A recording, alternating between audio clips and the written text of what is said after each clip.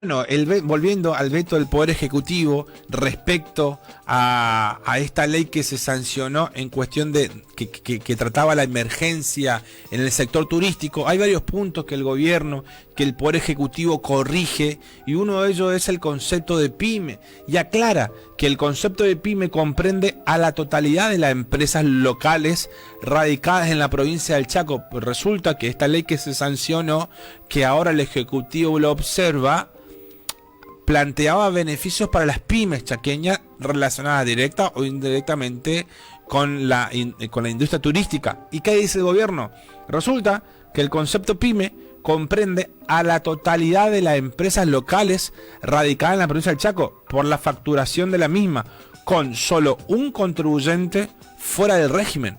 ¿Y esto de qué habla? De que los beneficios que la provincia le tenía que dar a estas pymes eran infinitos. No estaba localizado, no estaba focalizado, no se lo podía identificar de manera individual o concreta a los posibles beneficiarios. Y dice el gobierno, la resolución de la Secretaría de Emprendedores y de la Pequeña y Mediana Empresa de la Nación, bajo el concepto de Mi Pyme, determina la actividad, categoría y facturación para encuadrar a una pyme, y de la misma surge que todos los contribuyentes locales de la provincia del Chaco se encuentran comprendidos dentro del concepto de micro, pequeña, mediana, tramo 1 y mediana tramo 2 de una pyme. Es decir, que el concepto no ha sido aclarado ni encuadrado. Esto lo dice a los diputados que aprobaron el proyecto legislativo. El concepto de Mi Pyme no fue aclarado ni fue encuadrado a los diputados, que creo que en esa sesión había 28 tal vez. Además, al ser el beneficio para todos los inscriptos en el Chaco, se aplicaría a los locales o a los del convenio, y ello implicaría que los contribuyentes no radicados en la provincia también se vean exceptuados de pagar impuestos. ¿Querías aclarar algo? No, te estoy escuchando atentamente. Y entonces aclara este veto del gobierno. En segundo lugar, el concepto de actividad directa o indirectamente relacionada al sector turismo es un concepto abstracto que de una u otra forma se puede considerar abarcativo de cualquier actividad. Y escucha esta razón, que me parece muy buena razón. En el tercer lugar, el anexo de una ley de acá de la provincia posee conceptos amplios y genéricos que no se corresponden de manera concreta con la identificación de una actividad o sector productivo relacionado a la cuestión tributaria, impositiva, y por ende el alcance de los beneficios que se podrían aplicar al sector no se precisa a quién corresponde, más allá de una declaración crítica por las autoridades competentes. Y quiero aclarar esto, hay un concepto que estoy tratando de localizarlo. Acá está. De este modo, se podría entender que todas las actividades de una u otra manera poseen algún posible contacto con la actividad turística. Y está en el proyecto que se aprobó, en la ley que se aprobó, en relación al artículo 3, se consigna que los beneficiarios son los que tengan, y esta parte quería contarte, son los que tengan igual o menor facturación que el año 2019. Se presta confusiones y equívocos. Por un lado, una empresa que facturó lo mismo que en el año anterior no es una empresa en emergencia. ¿Nominalmente o aclara porcentualmente? No aclara. Claro, porque si una empresa ahora factura lo mismo que el año pasado nominalmente, factura menos realmente por la inflación. Dice, es equívoco y se presta, claro, a confusiones. ¿Por qué? Porque por un lado, la empresa que facturó lo mismo que el año anterior no es una empresa en emergencia.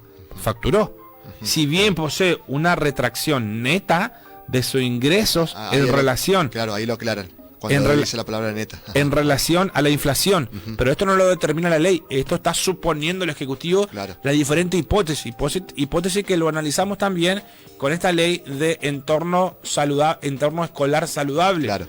Y el Ejecutivo también hace hipótesis. Si bien posee una retracción neta, bueno, por otro lado, no se contempla tratamiento a asignar a situaciones como la de sujetos que no hayan presentado declaraciones de ingreso. Entendemos que la norma debería determinar un ingreso base a partir a partir de lo cual es aplicable. Y después hay otra serie de correcciones. Por ejemplo, si vos no facturaste, no declaraste, digamos, porque no es que no declaraste, sino que declaraste de determinada forma que no te genera impuestos. Entonces la ley dice por qué hay que darle beneficio a empresas que hubieron facturado igual que el año anterior, porque no está en emergencia. Una serie de correcciones que fortalecen a esta sanción legislativa, que muy seguramente lo van a tratar en las próximas sesiones extraordinarias. Cosillas, hoy al principio del programa habíamos adelantado sobre también un proyecto para modernizar el Estado. Si querés podés tirar los tips más importantes de este proyecto y lo terminamos de desarrollar mañana. Un proyecto de simplificación y modernización de la administración pública. Fue presentado por el Poder Ejecutivo en el mes de febrero del presente año y actualmente lo están trabajando las distintas comisiones. Tiene como objetivo, se aplica a toda la administración pública, ejecutiva, provincial, organismos autárquicos y entes descentralizados. ¿Qué se entiende por modernización?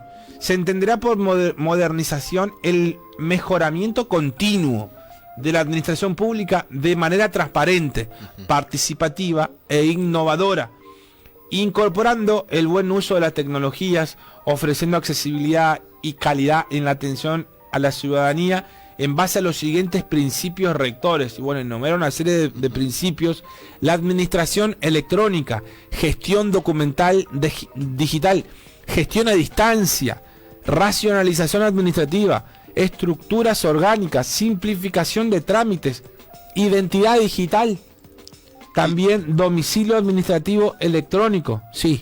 Quizás una parte de eso se va a empezar a aplicar cuando se implemente el sistema para hacer digitalmente el certificado de buena conducta en la policía. Bueno, que lo comentábamos exactamente, si bien la ley no se aprobó, pero eso no impide que el Ejecutivo en diferentes organismos u oficinas que están, porque hay que prepararlo, no solamente a las personas, los recursos humanos y personal, sino también la estructura edilicia, las computadoras, equipar con los mecanismos de seguridad y con lo necesario para que los datos personales no se puedan filtrar y no sean accesibles a terceros que no tienen nada que ver con la administración pública, y resguardar también la identidad del administrado, del ciudadano que recurra a la administración.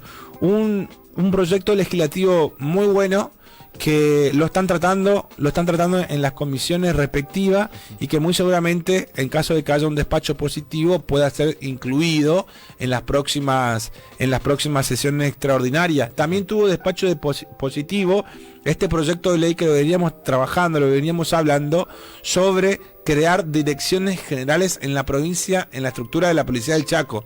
Se crea aproximadamente 5 direcciones generales nuevas, donde va a haber un cambio de estructura y una reorganización del personal, y también una reorganización de la fuerza de trabajo.